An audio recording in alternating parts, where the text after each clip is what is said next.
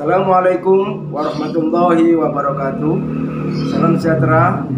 Yang saya hormati Ibu Fasilitator, dan yang saya hormati juga Bapak pengajar praktek, dan tentunya yang selalu saya hormati seluruh rekan-rekan calon guru penggerak yang hebat.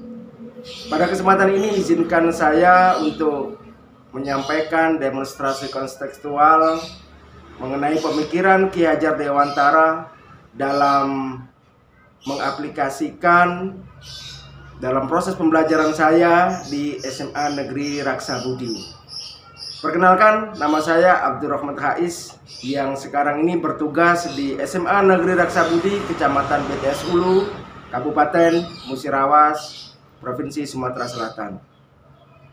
Bapak Ibu yang hebat, Ki Hajar Dewantara sudah memaparkan bahwasanya pendidikan itu ibaratnya adalah seperti susunan planet di tata surya, yang mana semuanya saling bergerak, semuanya berpusat pada sumbu yang satu, meskipun mereka semuanya berbeda-beda dan mempunyai ciri khas masing-masing. Antara planet satu dengan planet yang lain tidaklah sama, namun semuanya saling bergerak, saling mengisi keindahan sesuai dengan porosnya. Dan karena pergerakan itulah mereka tidak saling berbenturan, tapi mereka saling mengisi keindahan sesuai dengan perbedaan masing-masing. Dan inilah yang akan saya praktekkan dalam proses pembelajaran di SMA Negeri Raksa Budi, yang mana sebagian besar peserta didik saya itu mempunyai karakter yang berbeda-beda, mempunyai sifat dan kemampuan serta potensi yang bermacam-macam, mempunyai keahlian yang berbeda-beda pula. Dan ini tantangan bagi saya, bagaimana agar perbedaan potensi yang mereka miliki itu dapat dikembangkan, dapat ditumbuhkan sesuai dengan potensi mereka masing-masing. Dan sebagaimana yang disampaikan oleh Ki Hajar Dewantara, bahwasanya pendidikan itu tidak dapat dilepaskan dari kodrat zaman dan juga kodrat alam. Dan sebagaimana anak-anak muda di daerah lain, bahwasanya pada zaman sekarang ini kecenderungan mereka tidak dapat dilepaskan dari yang namanya Android. Sehari-hari mereka itu dipastikan akan memegang Android sebagai informasi mereka ataupun sebagai media untuk bersosial media. Dan ini nantinya yang akan saya kelola bersama dengan seluruh peserta didik, agar bagaimana potensi mereka tersebut dengan keanekaragaman potensi karakter mereka tersebut dapat terwadai dan dapat difasilitasi dengan sesuatu yang mereka senangi, yaitu media Android.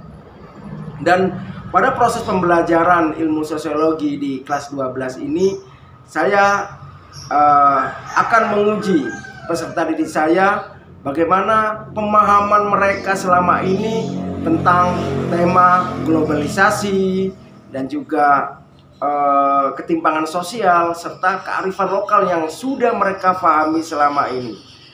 Dan saya membebaskan semua peserta didik saya sesuai dengan kemampuan dan potensi mereka masing-masing, dengan apa mereka dapat menyampaikan gagasan mereka atau pemahaman mereka tentang tema-tema tersebut.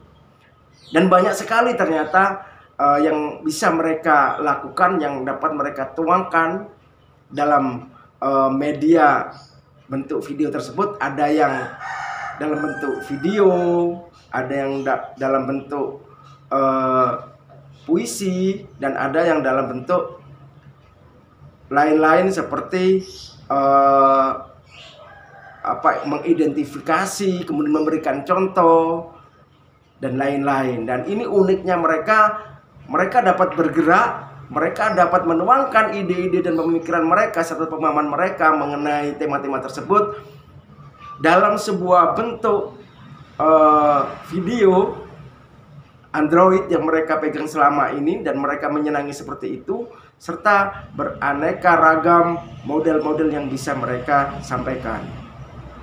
Tantangan yang terberat bagi saya adalah sebagian besar mereka ini kan masih merasa malu, kurang percaya diri, serta tidak terbiasa melakukan hal tersebut. Dan sebagaimana yang disampaikan oleh Ki Hajar Dewantara, bahwasanya seorang pendidik itu harus bisa menuntun peserta didiknya untuk menggapai kematangan mereka dalam belajar sesuai dengan potensi mereka masing-masing. Harus dituntun, dan ini yang saya lakukan. Saya dampingi mereka, saya support mereka, saya berikan motivasi kepada mereka bahwasanya mereka bisa melakukan hal seperti itu sebagaimana yang sudah mereka lakukan dalam kehidupan sehari-hari. Kalau selama ini mereka menggunakan Android hanya untuk bersosial media atau hanya untuk melihat video-video yang mereka senangi, tapi kali ini saya akan mendampingi mereka bagaimana cara untuk membuat teknik video mereka tersebut. Tentunya saya hanya sekedar menyampaikan sedikit yang nantinya mereka sendiri yang akan mengembangkan bagaimana mereka bisa membuat video dari HP mereka masing-masing itu dengan cara mereka yang bermacam-macam, dengan cara mereka yang sudah mereka kuasai sesuai dengan tema-tema yang sudah mereka pahami. Baik, inilah hasil karya mereka, mata pelajaran sosiologi kelas 12 dengan tema globalisasi, ketimpangan sosial, serta kearifan lokal. Selamat menyaksikan. Hai guys, perkenalkan nama saya Eko Budiono, kelas 12 IPS 1, dan ini teman saya Wirta Amirul. Kita mau ngasih tahu nih apa arti globalisasi. Globalisasi adalah proses menyatunya dunia, sebuah fenomena kebergantungan antar masyarakat dunia dalam hal budaya, ekonomi, dan interaksi tanpa dihalangi oleh batas negara. Faktor pendorong terjadinya globalisasi ada 4, yaitu pesatnya perkembangan teknologi komunikasi, kedua, integrasi ekonomi dunia, ketiga, perubahan politik dunia, keempat, berkembangnya perusahaan transnasional. dampak globalisasi juga ada 4, yaitu Pertama, bidang ekonomi. Dampak positif, menambah sumber devisa, memperluas pasar produk dalam negeri. Jenis pekerjaan bertambah karena adanya investasi.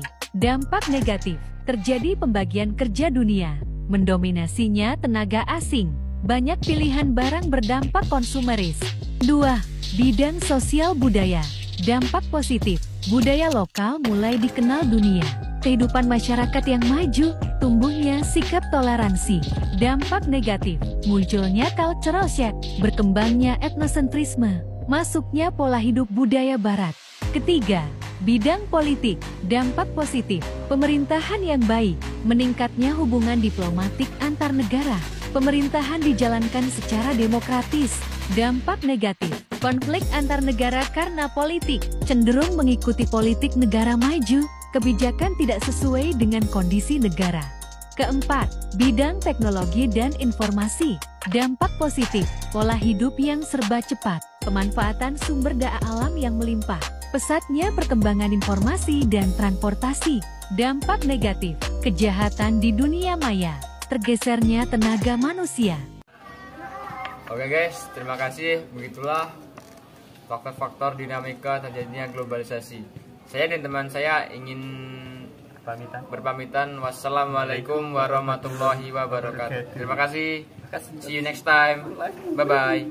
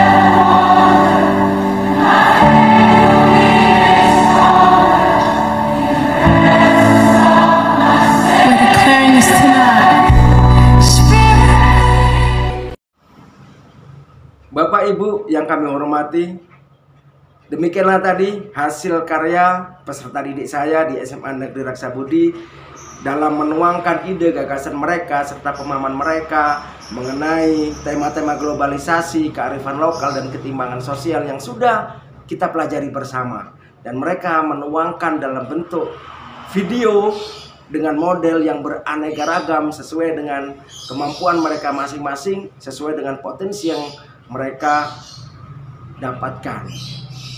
Mudah-mudahan proses ini dapat saya kembangkan, dan saya juga membutuhkan banyak kritik dan masukan agar nantinya proses pembelajaran yang sesuai dengan nilai-nilai yang sudah diajarkan oleh Ki Hajar Dewantara ini dapat saya kembangkan dan dapat bermanfaat bagi proses pembelajaran khususnya di SMA Negeri Raksabudi. Demikian, terima kasih banyak atas waktu yang sudah diberikan kepada saya. Saya akhiri, wassalamualaikum warahmatullahi wabarakatuh.